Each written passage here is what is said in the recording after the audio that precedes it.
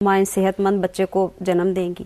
اس پہ بھی ایک امپورٹنٹ بات میں بتانا چاہوں گا، لیکن نوزائیدہ بچے کے ریفرنس سے یہ اہم بات ہے کہ ہم اگر پہلے مہینے والے بچے جو ہیں ان پہ فوکس کر لیں تو چھوٹی چھوٹی چیزیں ہیں جو گھر کی سطح پہ کر کے ہم ان کی جان بچا سکتے ہیں. مثلا ان کو پیدائش کے بعد ٹھنڈ لگنے کا خطرہ ہوتا ہے تو ان کو جلدی لپیٹ دیں، ان کو فوراً نہ نہلائیں بلکہ 6 گھنٹے تک کم از کم انتظار کریں، ان کو ماں کا دودھ فوراً پلائیں، اور ان کے اندر کچھ جو خطرے کے علامات ہیں وہ دیکھنے کی کوشش کریں کہ وہ ہیں اگر تو ہم فوراً ڈاکٹر سے رجوع کریں. اگر ہم یہ کام کریں تو ہم نوزائیدہ کی ایک بڑی تعداد جو ادروائز موت کے منہ میں چلی جاتی ہے اس کو بچا سکتے ہیں، جس کا مطلب یہ ہے کہ ہم ہر 78 جو 1000 میں سے فوت ہوتے ہیں ان میں سے تقریباً 50% بچوں کو ان چھوٹے چھوٹے کاموں سے بچا سکتے ہیں. یہ تو ہے نوزائیدہ والی بات. اب جو وہ آپ ذہنی سکون اور اطمینان والی بات کری تھی، اس میں ایک امپورٹنٹ بات کہنا چاہوں گا کہ ہمارے ملک میں دوسرے ترقی پذیر ملکوں کی طرح حمل کے دوران اور پیدائش کے فوراً بعد ماؤں کو کسی قدر ذہنی دباؤ یا ڈپریشن ہو جاتا ہے، اور بعض سٹڈیز کے مطابق 27% ماؤں میں یہ چیز دیکھنے میں آتی ہے، جو کہ ایک بہت بڑا نمبر ہے. اور ان 27% ماؤں میں کم وزن سے پیدا ہونے والے بچوں کی تعداد زیادہ ہوتی ہے. یہ مائیں اپنے بچوں کو کم اپنا دودھ پلاتی ہیں، ان کے بچوں میں ڈائریا کی شرح زیادہ ہوتی ہے، اور ان کی 1 سال کے اوپر جو ویٹ ہے وہ مائیں جو ڈپریشن میں نہیں جاتی ان کے بچوں کے مقابلے میں کم ہوتا ہے.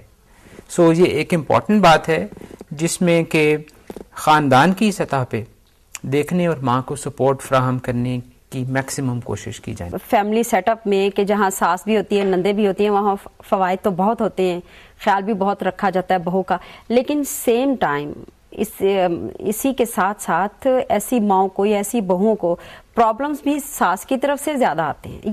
یہ بڑی عجیب سچویشن ہے کہ مطلب آپ خاندانی سسٹم کو اوور آل ایک ماں اور ایک بہو کے لیے 100% ٹھیک بھی نہیں کہہ سکتے ہیں اور 100% غلط بھی نہیں کہہ سکتے ہیں.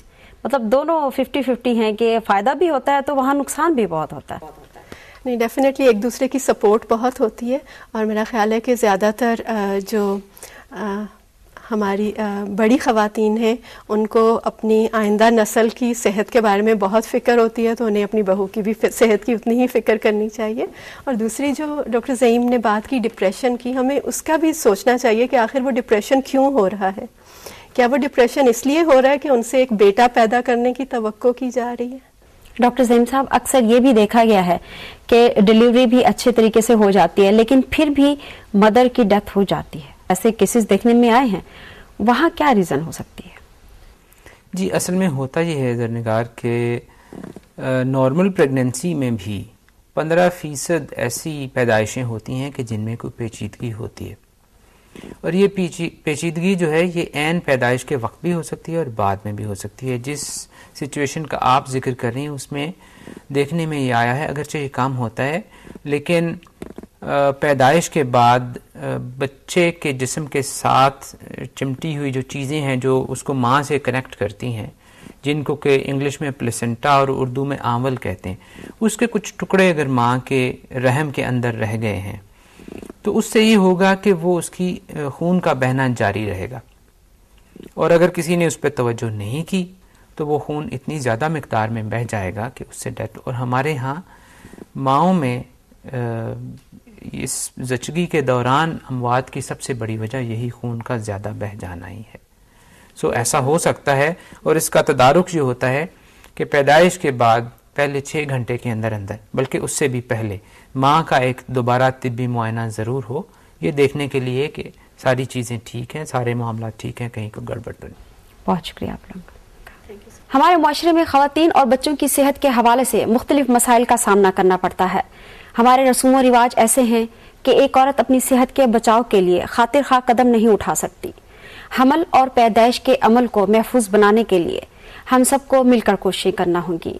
اس کے لیے شعور اور آگہی ضروری ہے. آپ اپنی آراء سے ہمیں آگاہ کر سکتے ہیں.